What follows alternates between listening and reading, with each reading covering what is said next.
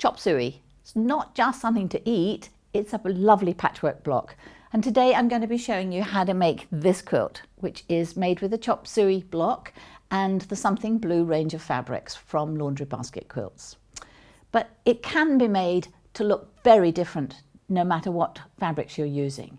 My friend Jetta has lent me her quilt here, which is really bright and stunning. She's made with jelly rolls of batik fabrics, and you can see just how vibrant it is. You can do them like my friend Jetta did, which is just put the blocks together so they'll then merge.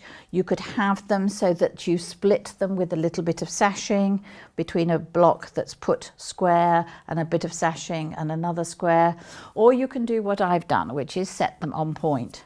That takes a little bit more construction thought because you've got diagonal sashing and cornerstones, and you do need really a magic ruler, I think, for your setting triangles.